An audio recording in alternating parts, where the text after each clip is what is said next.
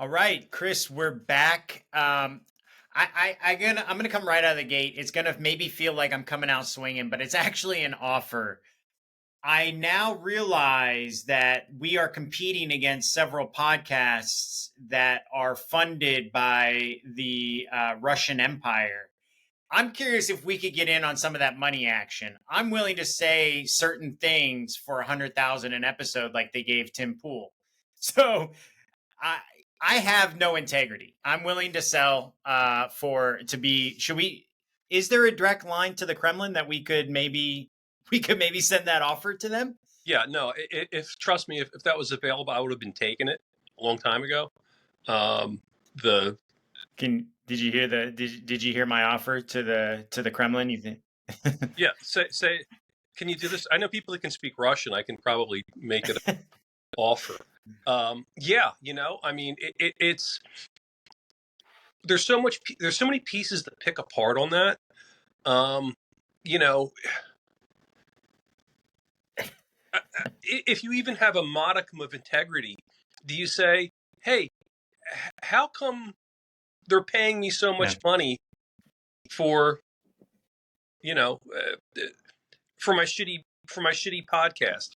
Hey, like that should fucking dawn on you. It's like when people offer you a lot of money for a job that they're way overpaying you. Years ago, I got offered uh, an insane amount of money to go work on a campaign in Africa.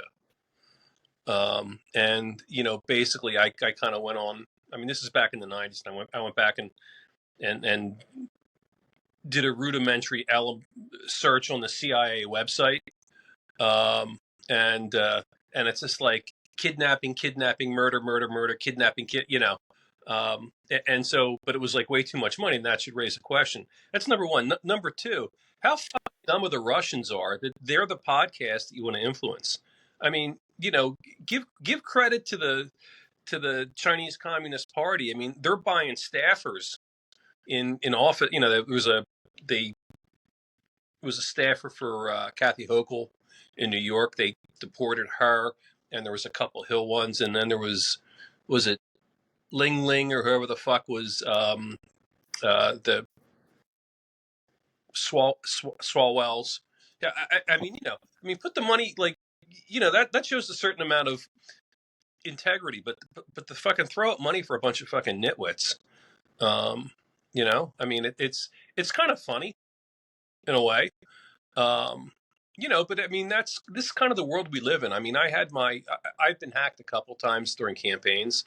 The last time it was, Well, yeah. let me ask you that.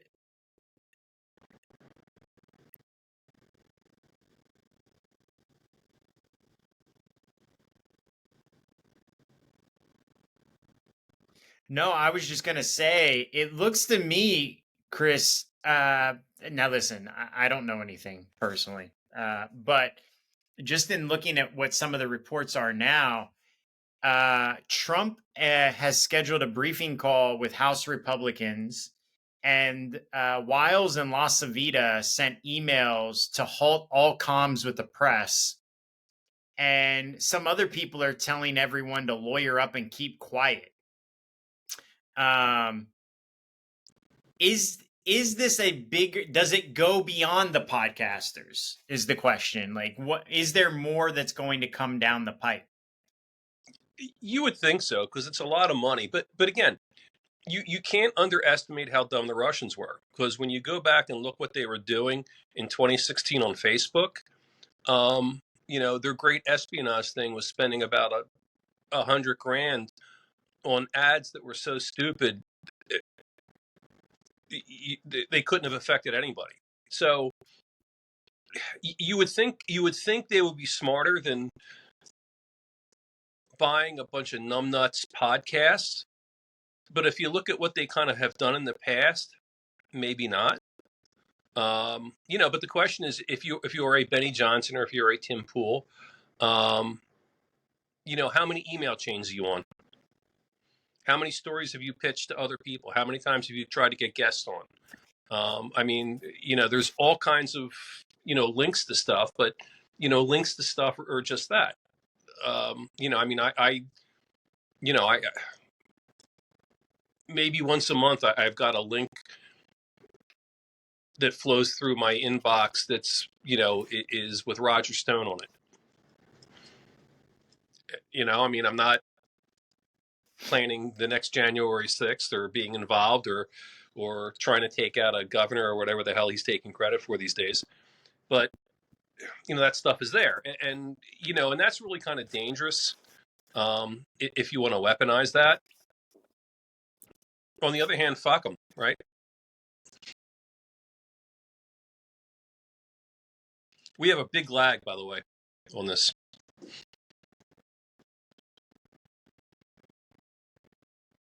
you want to try to pick this up later today? Because it's not great.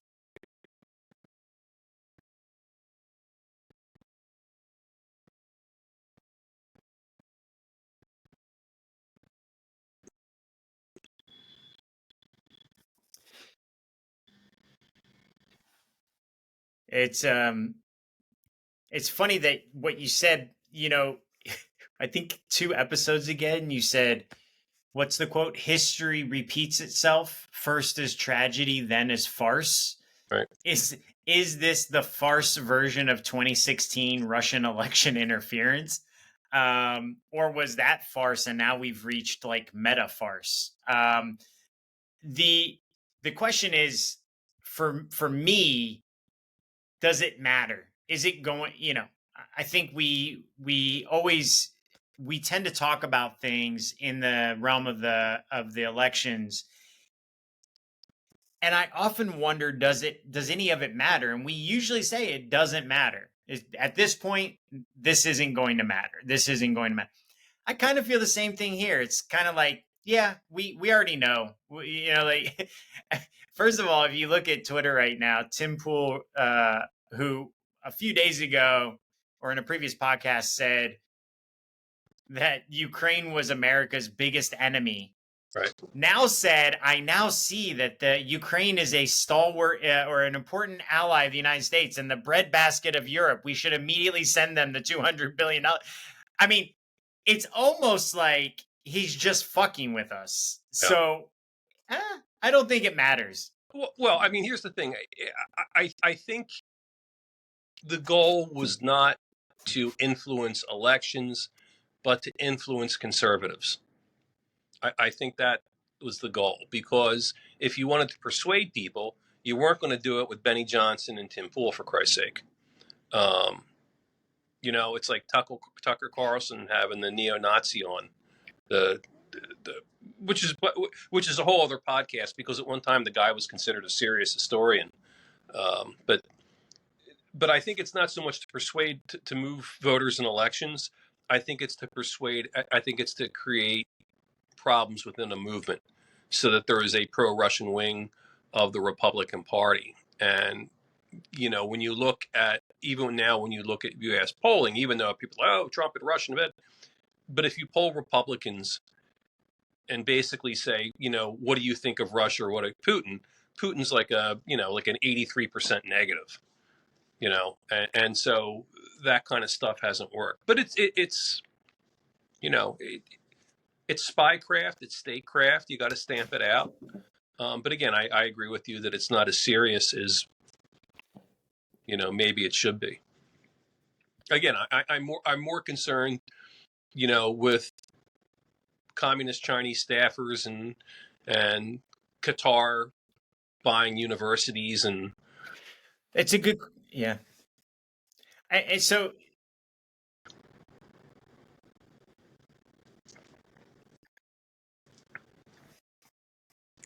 Totally.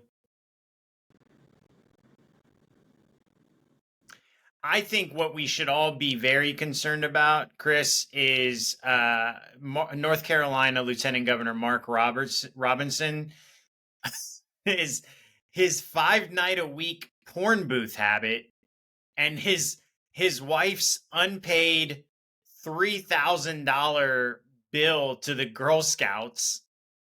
And apparently now they've been ordered to repay $132,000 because her newest charity his wife's newest charity, was supposed to take money from the federal government and send it out to different daycares for like school lunch programs and stuff like that. And it never made it outside of their doors. It came in, never went out. I saw that there was a government. The funny thing is, I actually don't understand how you. I do understand, but it seems to me in normal circumstances, if you were to steal $132,000, somebody would go to jail. That doesn't work for everyone, but they took $132,000. They've now been ordered by North Carolina to repay or to refund that money to the government. Do you think he has a chance of becoming governor in North Carolina at this point? Beyond these are just cold hard facts. I'm not even talking about the crazy shit that he says. I'm just talking about the things that are coming out about him as a person. Yeah, you have a better shot at becoming governor of North Carolina than he does right now.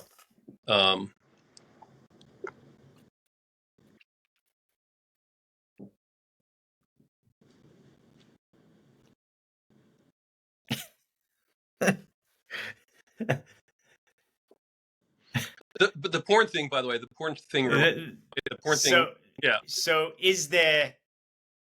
Roy Cooper's going to leave. They're going to have a transition to another Democrat. What does that mean?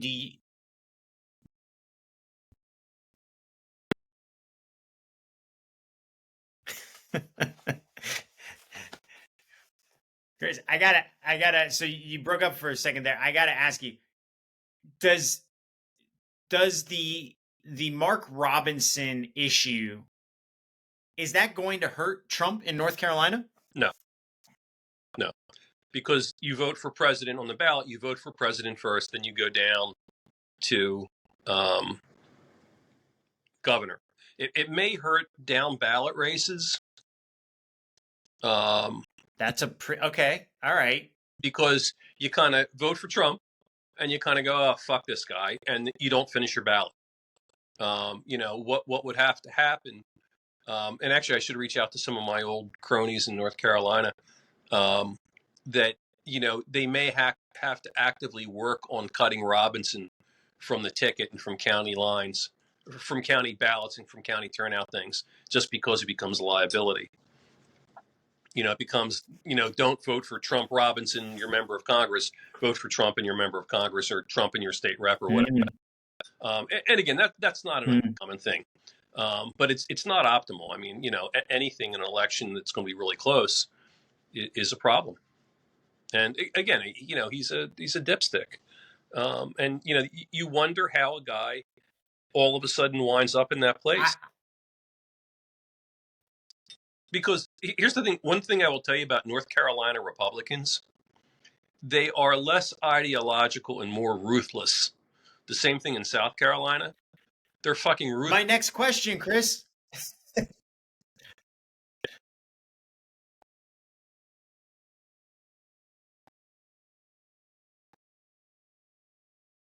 And I'm going to have to ask somebody about how the hell this dipstick wound up on the, I would have to assume. Yeah. And if they're not doing this, they're missing.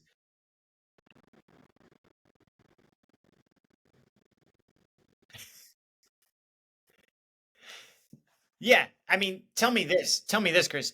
You have to assume, right, that Democrats are running ads in North Carolina that says an image of Trump, an image of Robinson, and one says one sleeps with porn stars, one visits porn booths. Like, isn't this just like too easy though to hammer Trump with, because it's too close to home for him? Like, I think aren't they running those ads?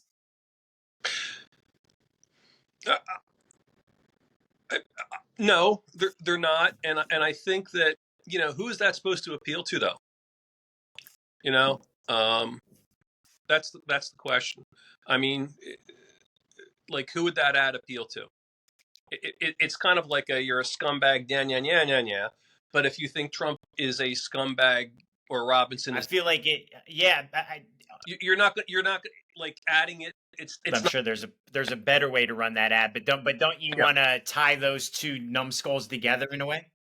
No, I think what you want to do is leave Trump. If I'm a Democrat in North Carolina, I want to leave Trump to have his own fight. I want to leave Harris to have her own fight, and I want to concentrate Hmm. on down ballot stuff. I want to find a marginal race where Robinson is a real anchor on turnout, or to leave the ballot, people not finishing their ballot. That's really what Hmm. I do, because presidential turnout is going to be super high. It's really the drop off. I mean, here's a prediction I will make is that the drop off between Trump, Harris, and the governor's race, whoever loses the presidential would have won the governor's race based on vote totals, because there's going to be a 10, Hmm. 15% drop off on that. And then there'll be a further drop off. Um, I mean, if you look at, I mean, we're both from California or live in California or lived in California. The California ballot, it's like 52 Hmm. fucking pages. And when you're voting for the school board or the county surveyor of whatever the hell it is on page 34, you have no idea what you're doing. And so most people are going to leave that blank, or they're going to vote straight party line. Um,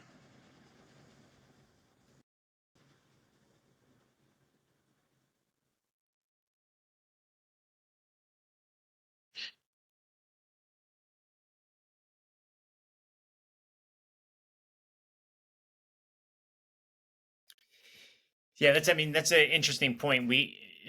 It's almost like, do they really expect anybody to answer 52 pages worth of questions, or is that the point, that, right? Like to make it so onerous and so ridiculous that like at some point you bury the things that you really want to get done at the end. yeah, Um, Interestingly enough, one of those things that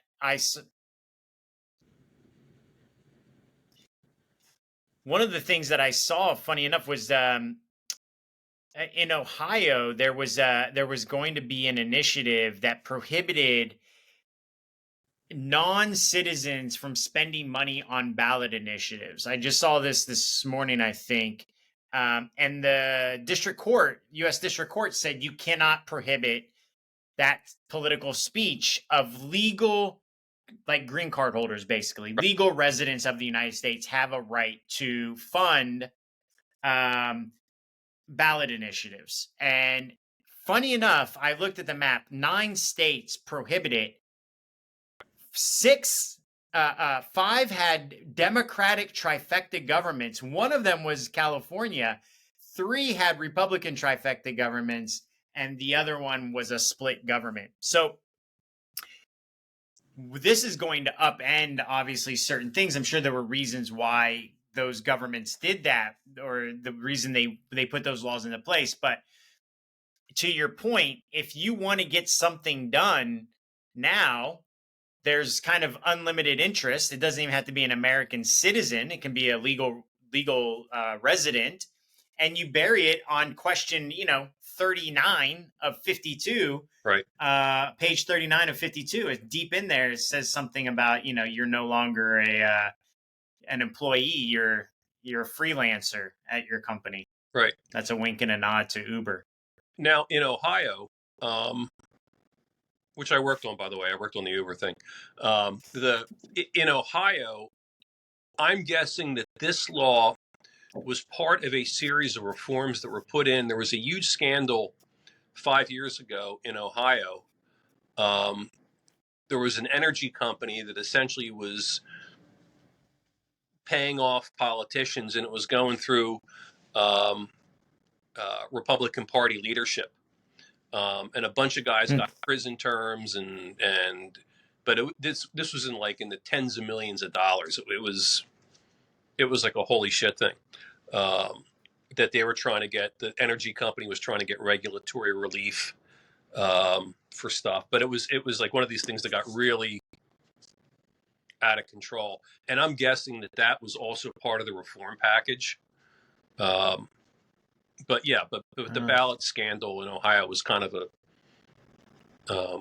if you didn't get the ballot business in Ohio, you looked at the scandal with great joy. It's always nice to see rivals go down the tubes. But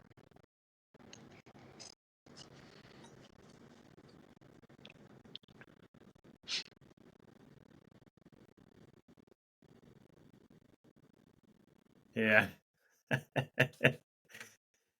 um, I have to share with you. So I just saw something. So in addition to the court filing about the Russia stuff, there's also been Jack Smith activity recently. I just saw this morning that the defense counsel in front of Judge Chutkan said, Justice Thomas directed us to raise this issue. And Judge Chutkan jumped in and said, he directed you to do it? And they said, well, he didn't direct us to. Where's this going to play out? Like, I mean, we live in a time where each one of our branches of government that used to be independently all very boring stuff that nobody wanted to deal with is all becoming now, and the courts, which can be the most boring place on earth, are now becoming actual front row dramas. What's the next shoe to drop, do you think? Is there going to be some sort of come to Jesus moment in the judicial branch? yeah, I did not follow it closely because it seemed so convoluted to me. And initially, I thought it reads like,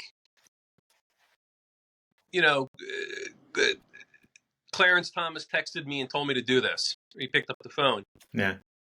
I was unsure from the writing whether it was something in the opinion, which judges do all the time. They basically say it's not a judicial problem. The legislatures have to. Was it like that? And somebody trying to squirm out from fucking under doing something wrong? And it's funny. It's like, I got caught doing something wrong, so I'm going to blame it on the black guy. Is kind of a great moment, right?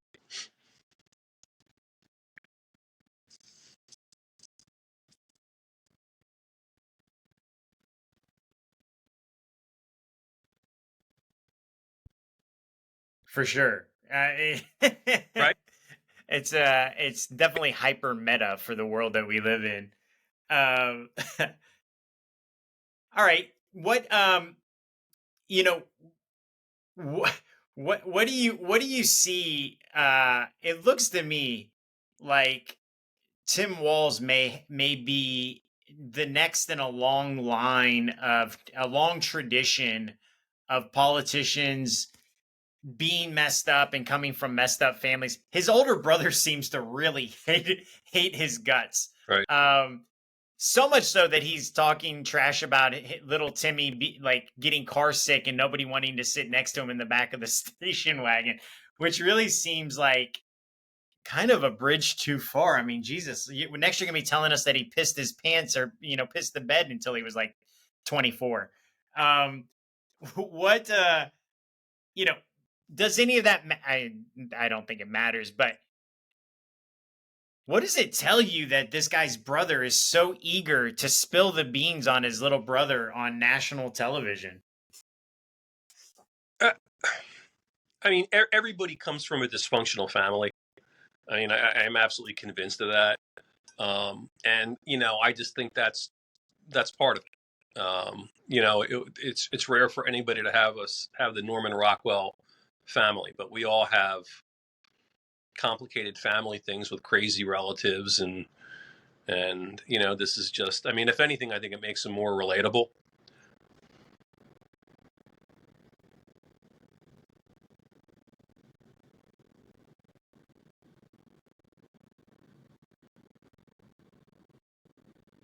Mm-hmm. I do think there is something interesting though with JD Vance, which was a thought I had, which I am not sure. It's good to see that the one thing we can all use. Yeah. No, go ahead.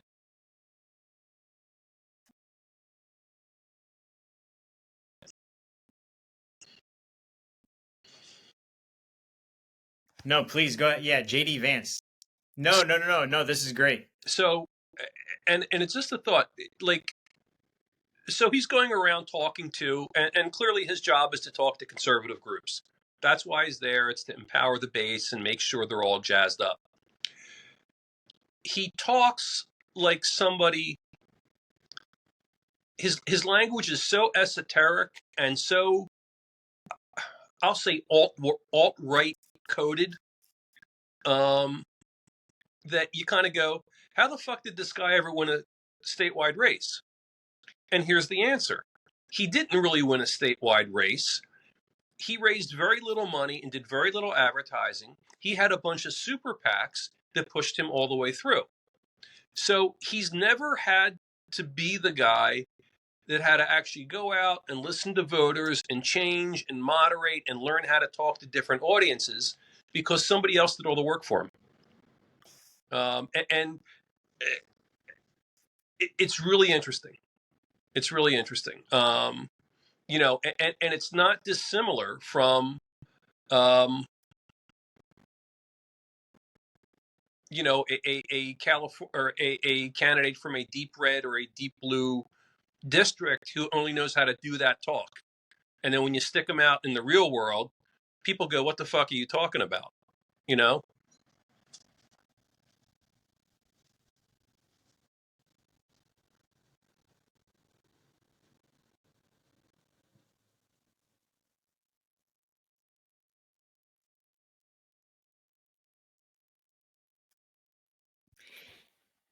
I it I couldn't, I think I said before that listen, I would not. I'm not going to take the man's accomplishments away from him to the things that he's done, but I do think that we often mix the idea of somebody being good at one thing to them just being overall incredible people or really good at everything.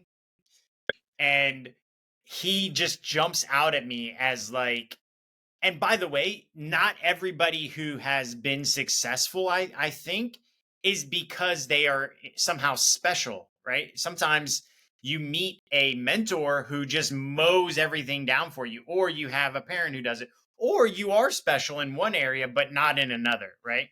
And if you look at his venture background, it's not like he was a great venture capitalist. It's not like he had a lot of, he Rumble was the big thing that he did.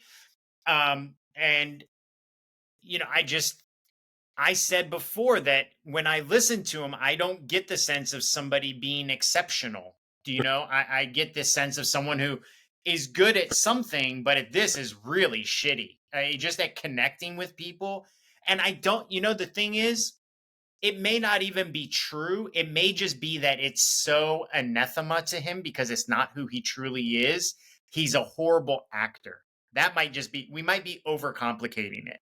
Could be, He yeah. might still be that elitist liberal snob who was on the dais at like Aspen Institute and shit like that, wearing his Patagonia, like we talked about before, and trying to pretend like he's this folksy Appalachian dude who can connect and is a right wing, like, populist when he's fucking not. That might just be, it just oozes out of him. Whereas, in my opinion, Vivek is a good actor. Like two totally different sides of the same coin, in my opinion. Yeah. And I think, I won't say in his defense, but Also, Vivek is a very good mimic of Obama, just with yeah, populist talking points. yeah. If he had spent 2 seconds actually thinking about policy, he might have had a better shot. Um, but the but I would say in defense of Vance, but to explain Vance, very few of us who are who we were at 8 or 14 or even entering college, we kind of gestate and we kind of come out a different side of it. And if anybody, I mean, I'm older than you, but you will see is that when you kind of wind up meeting again people you went to grade school with or people you grew up in the neighborhood with, some are great and you kind of connect and you're right back at it, and other people you kind of go like, who the fuck are you and why did I hang out with you? I mean, it's like this, weird thing.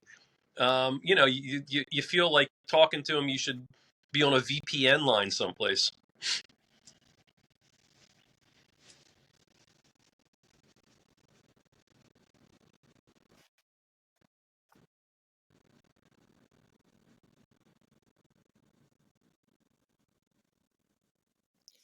Yeah, it's interesting.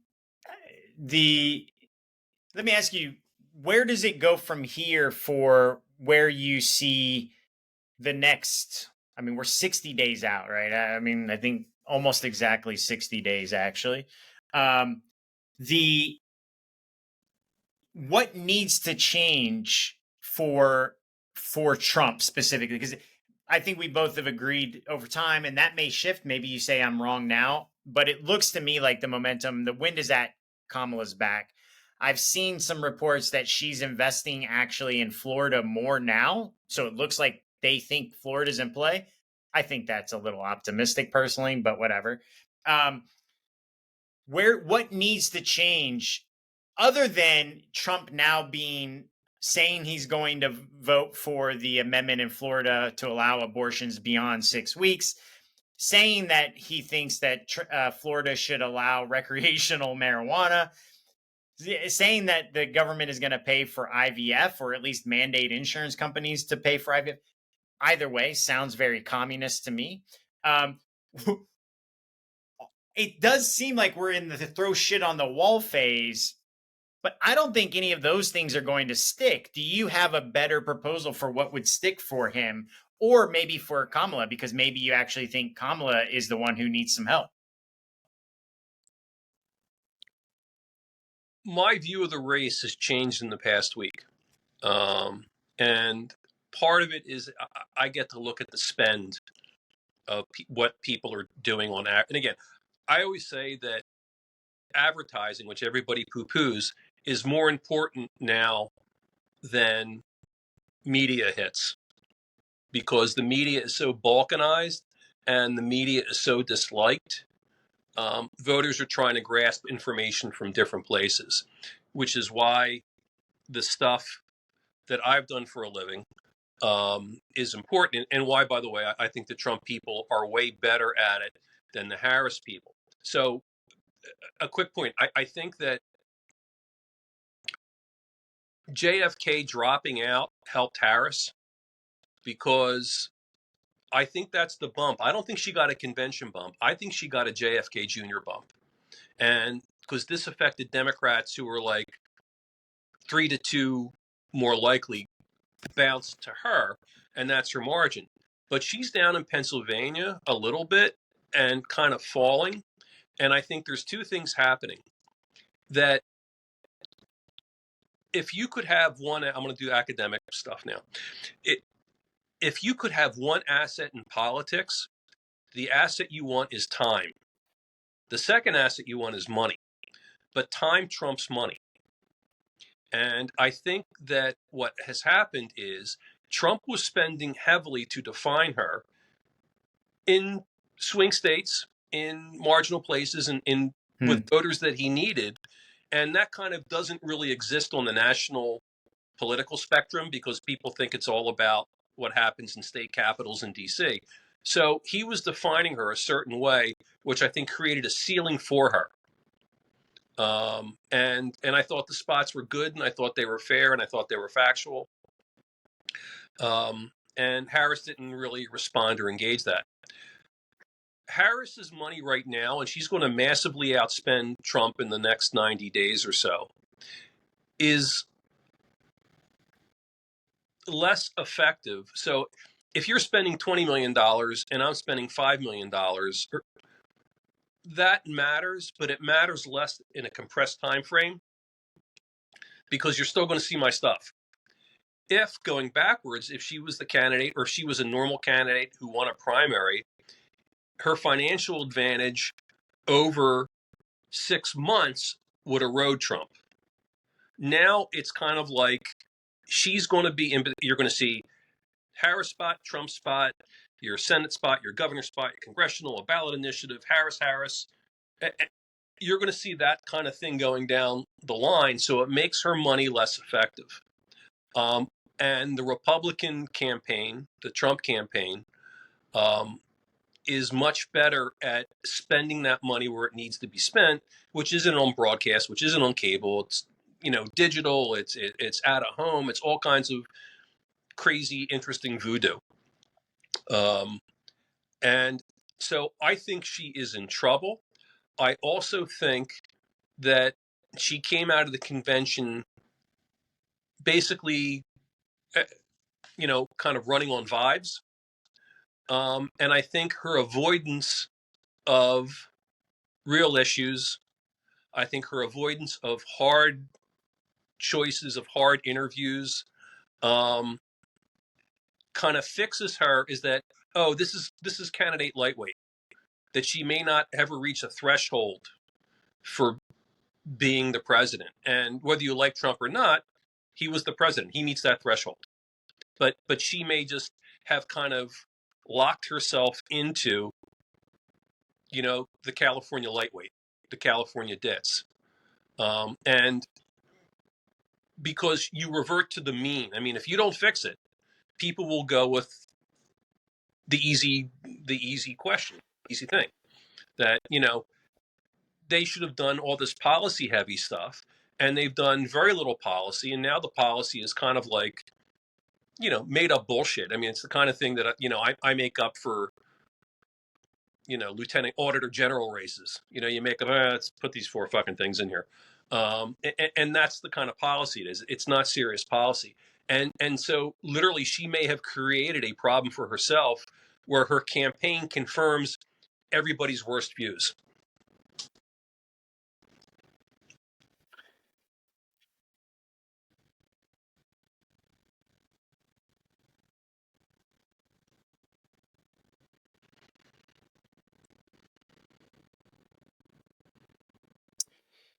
Yeah, that's it.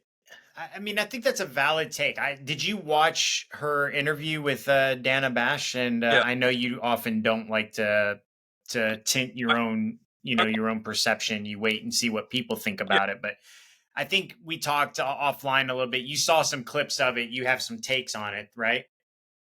Yeah. I mean, I thought,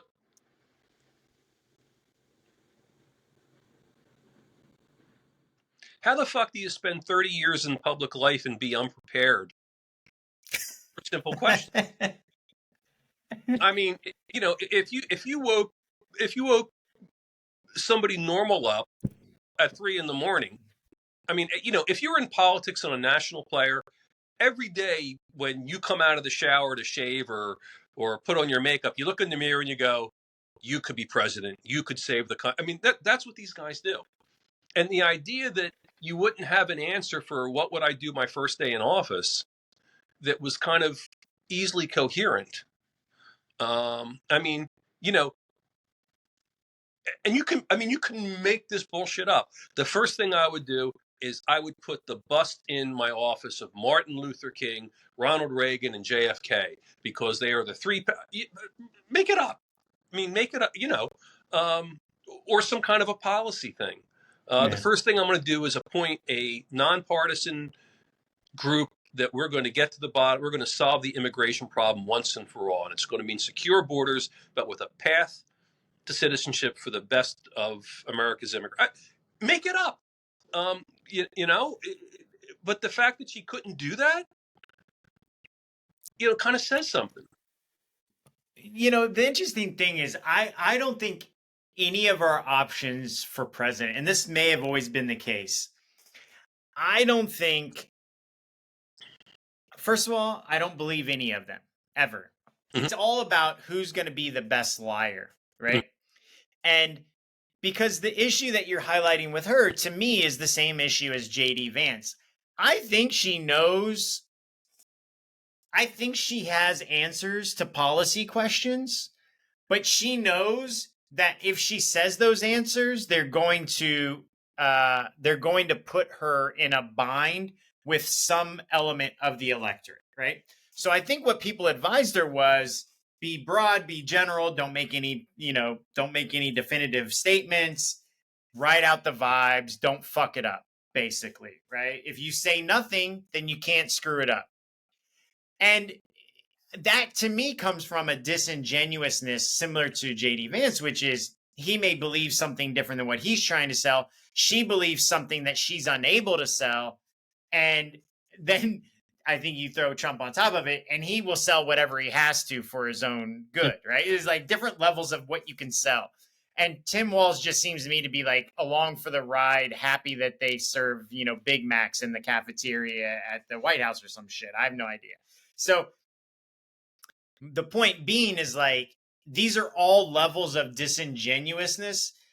So it almost seems like I get why a consultant or a staff person be like, don't say anything. Like, saying nothing to me is the equivalent of like being asked about groceries and turning and talking about wind kills all the birds. Like, you're not really saying anything either way. It's just people are going to hear what they want to hear.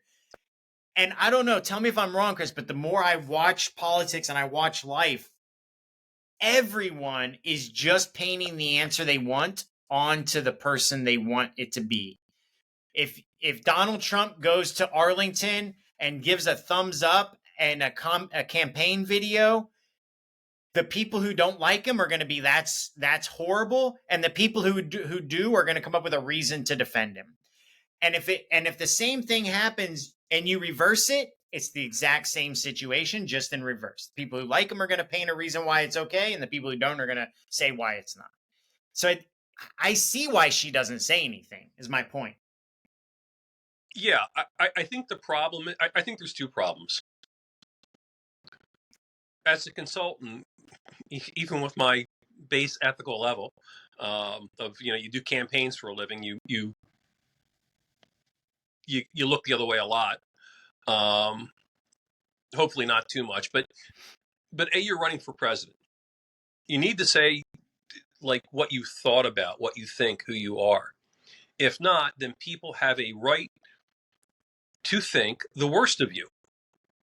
And I think that's fair. If I'm not going to be honest with you what I think, then I have a right as a voter to think the worst of you.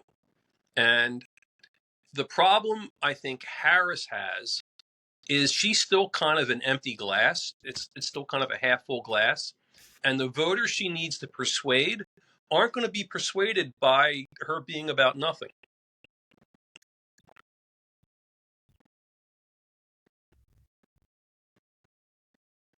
So I think she is in trouble in Michigan and Pennsylvania because those are kind of pretty rough and tumble states who have rough and tumble campaigns, and they want to hear something other than bullshit from her. If you're Trump, I agree with your point. He kind of says whatever he's going to say to win that moment. You know who he is. He's been a a pillar, a mainstay in American culture for 40 years, and he's been the main person in American politics for the past 8. If you're her, so you know who he is. You've decided that already. She's the movable piece here. She's the only movable piece. Trump isn't. Saying bad things about Trump, we've heard them all. She's the movable piece, and the campaign is her piece.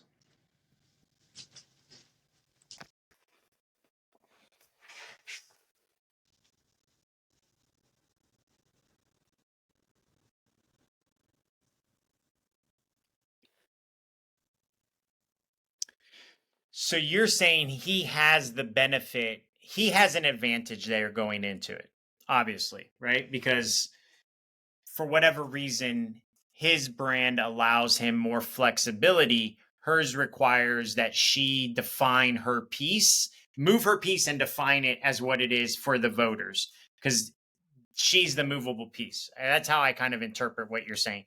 Would you agree with that? I don't even think it's that complicated. We know who he is. We don't know who she is, and if she won't tell us, we will think the worst, and we'll think that's why she's not telling us. That makes sense. That makes sense for sure. What are beyond her? So we talked about Ohio, but beyond the presidential and the vice presidential, we talked about Ohio a little bit. The way she's not defining herself, is that trickling down at all or doing anything to affect different races for control of the House, control of the Senate in a way where her inability to define herself is starting to paint at a brand level other uh, candidates? I think it's a bit hard in the Senate races that are up because they're all incumbents, so they're kind of known brands. But I do feel like from what I've been seeing is that Sherrod Brown for sure and Tester, I've seen ads now. They're really trying to paint them a certain way in the mold of Kamala. Um, is that Do you agree that that's happening? Yeah, it's happening in Pennsylvania. It's happening in Ohio. It's happening in Montana, where um, she is either in trouble or significantly behind. Um, I don't see it happening other places. Doesn't mean it won't. I mean, people are going to decide now who she is. If she's not going to tell us, they're going to listen to the Trump advertising. And, it can't be, you need a little more, like, I worked at McDonald's and I was a prosecutor. Okay, you've got my ear. That's interesting. I would like to hear more. And then it becomes word salad. You kind of go, okay, next. And I think that if she's not going to define herself, the Trump campaign will be more than willing to define her. And I think that becomes a problem late down ballot in the Senate races and the House races, because if people decide, oh, she's this lightweight California kook, um, I think that hurts down ballot. Hmm. I saw, I was shocked to find this out. I'm sure you knew it, and you're going to think I'm a moron for not knowing it. But I was reading about New Hampshire, 400 representatives in the House of Representatives, in the state house. Yeah. We're talking about one of the least sparsely populated states in the union. And it's also not a big state, like geographically. It's not like a huge state. What the hell is it? One rep for every person and half a cow? Yeah, it's like representative democracy, and I don't know if it's still. I don't know if it's. And again, it's been years since I've worked in New Hampshire. I haven't worked in New Hampshire since 2002, but it used to be part time, and I don't think they paid them, or they were paid like a per diem, paid like traveling expenses. Hold on, I'm going to stay with you. I got to plug in. Oops, shit. I'm going to plug in for a minute. But yeah. But yeah, New Hampshire is its own little animal, which is kind of interesting. I mean, I just can't accept that in the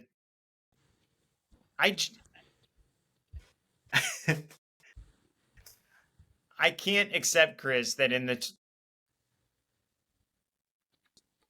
I'm astonished. Even here in Texas, we have like a part-time legislature. It's like every 2 years or some shit. I can't accept that in the 21st century, where there are states with budgets of billions of dollars, that anyone should have a part-time legislature. Nor can I accept that there should be 400 representatives for a state that probably has 400,000 people. I mean, there is a such thing as too many cooks in the kitchen. Yeah. I don't know. I don't get it. I heard another interesting, a wild one this week too. That the city of Seattle, has an $8 billion budget, and it's got the population. There's like 750,000. The population of Seattle is under 1 million people, and they've got an $8 billion budget.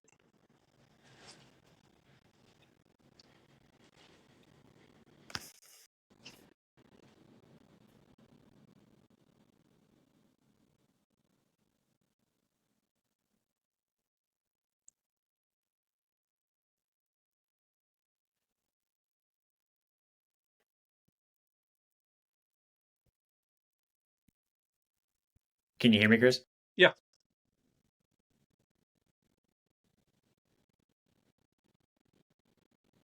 Chris, can you hear me? Yeah, I can hear you.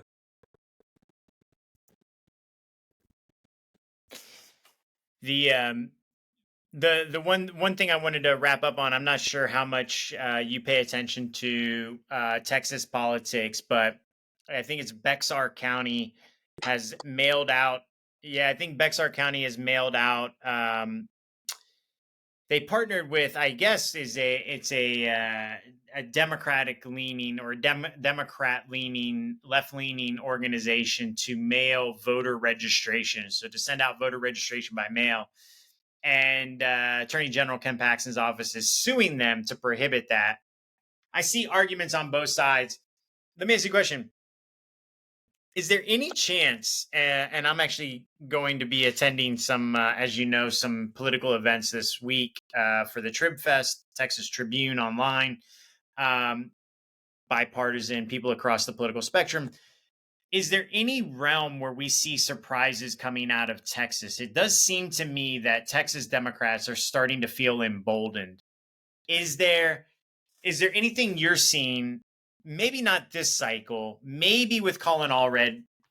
Maybe in a couple of House races. None that I would be aware of necessarily. But do you see any surprises coming down the line towards Texas?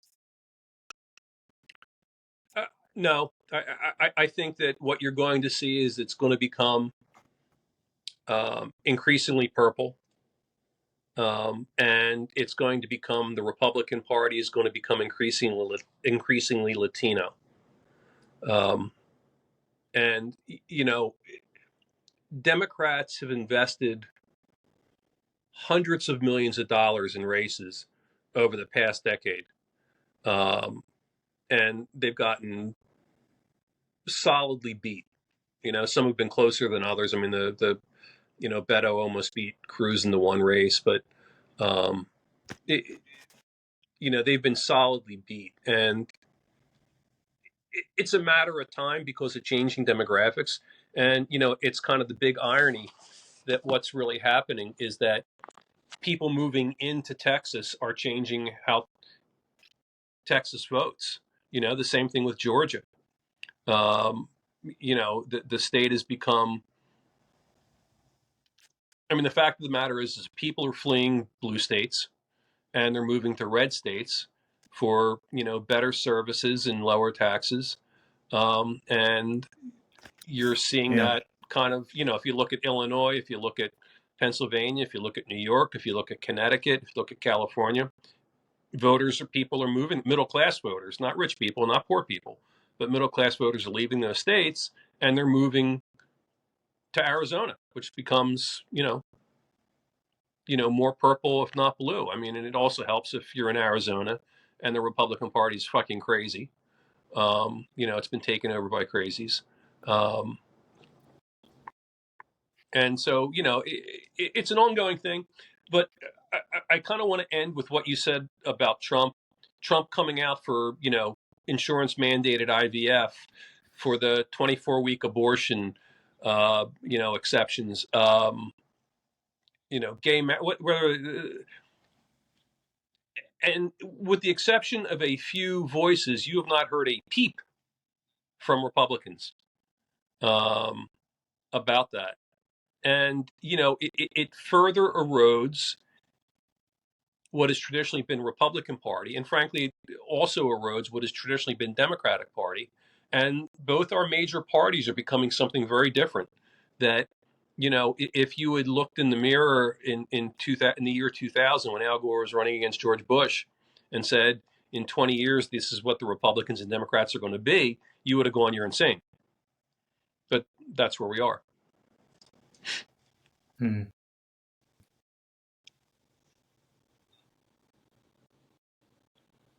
Hmm.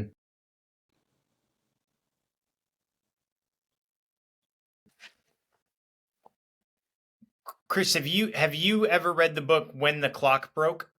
No.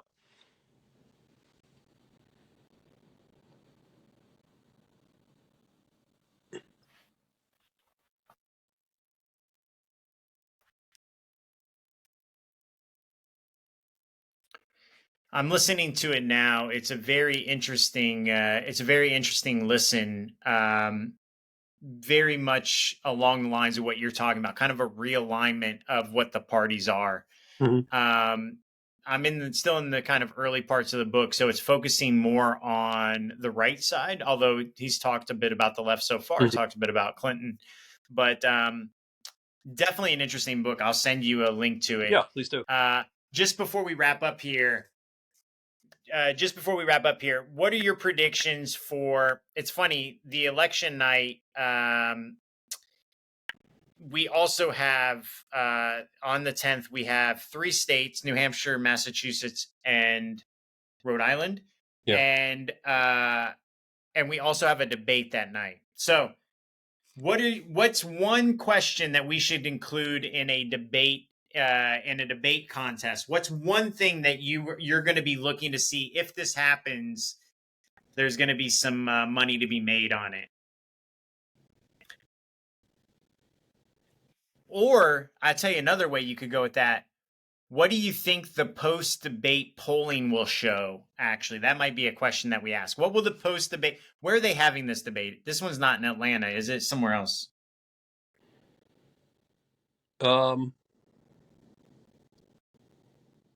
Is it Florida? Is it It Tampa? might be Florida. It might be. I just knew the first one was Atlanta. I don't remember the second one. Yeah. So what would you say the post? Forget the nationals. Let's say the in Pennsylvania. What will the post debate polling show? Who won the debate? It'll show Trump won the debate. It'll show Wow. Trump won the debate by under 5 points, but a meaningful number. Okay.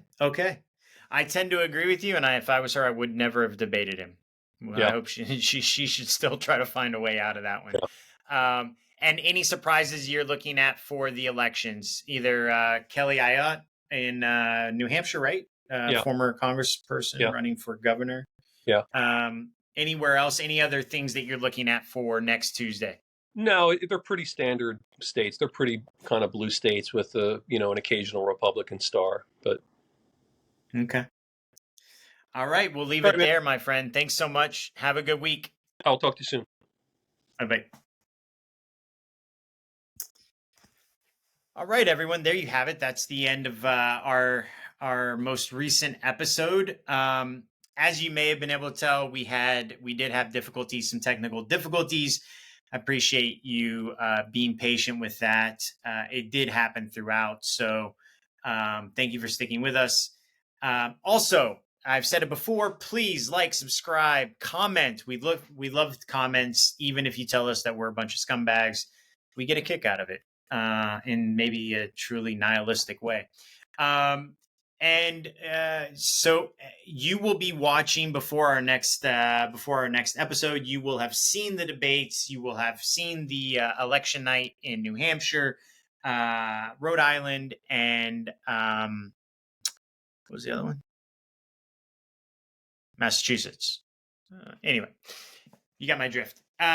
You will have seen all of that happen, and we have contests up right now. If you'd like to enter, we have some prize pots going for those states, and we will have a debate contest coming by the end of the week. So get in now. It's your chance to win a prize pot and some bragging rights. Thank you very much. We'll see you in a week. Have a good one.